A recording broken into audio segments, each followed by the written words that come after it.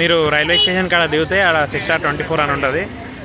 ఆడ నుంచి ఇట్లా నడుచుకుంటూ వస్తే ఇక్కడ విశ్రమశాల ఫ్రీ, మంచిగా ఫ్రీగా ఉండొచ్చు. పోయొచ్చునండి ఇప్పటిదాకా.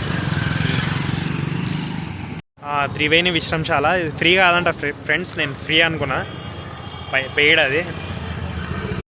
మొన్న నైట్ వచ్చిన ఇడికి ఆడ బస్ పార్కింగ్ దగ్గర దిగితే కొంచెం ముంగల్కి వచ్చి ఫస్ట్ ఇక్కడికి వచ్చి పోయినుండే నైట్ నేను 2 గంటలకి వచ్చి మళ్ళీ నడుచుకుంటూ పోయినా. మొత్తం 7 కిలోమీటర్ల వరకు నడిచినా. మళ్ళీ నడిచినాక ఆడ పార్కింగ్ పక్కనే ఒక అన్న ఉండే, వాళ్ళ అన్న సికింద్రాబాద్లో ఉంటాడంట, మనోజ్ అన్న అని.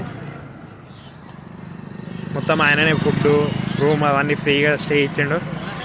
ఆడనే ఉన్నా నైట్ అంతా వండుకున్నా. ఇగో ఇవాళ ఇట్లా వండుకున్నా. మొత్తం ఫుల్ రెస్ట్ తీసుకొని మళ్ళీ ఇవాళ వచ్చేసినాయి ఏడికి. ఏం లేదు, నిన్న మొన్న ఇట్లా నడిచినుండే. ఇవాళ ఇట్లా 3 కిలోమీటర్లకి వెళ్ళి నడుచుకుంటూ వస్తున్నా. ఎనర్జీ అంతా పోయింది, వాయిస్ ఎనర్జీతో రాలేదని ఫీల్ కాకురే. తర్వాత రూమ్కి పోయినాక ఫుల్ ఎనర్జీతో మాట్లాడతా, సరేనా?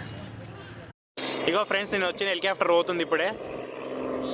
జోక్ చేసిన, అది నాది కాదు, ఎవరిదో తెలియదు. కానీ ఇక్కడ హెలికాప్టర్లు బాగానే తిరుగుతున్నాయి.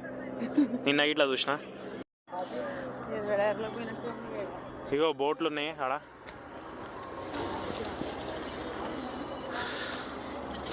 బోట్లు బాగానే మీకు 700-800, 1000 రూపాయలు, 1200 అట్లా చెప్తారంట. మీరు బార్గెనింగ్ స్కిల్స్ ఉంటే మంచిగా 300-400 అట్లా అడిగి ఎక్కితే ఎక్కించుకుంటారు. నేనైతే ఎక్కలే, నేను ఇట్లా కాశీ పోదాం అనుకుంటున్నా, ఆడ ఎక్కుదామని ఈడ ఎక్కలే.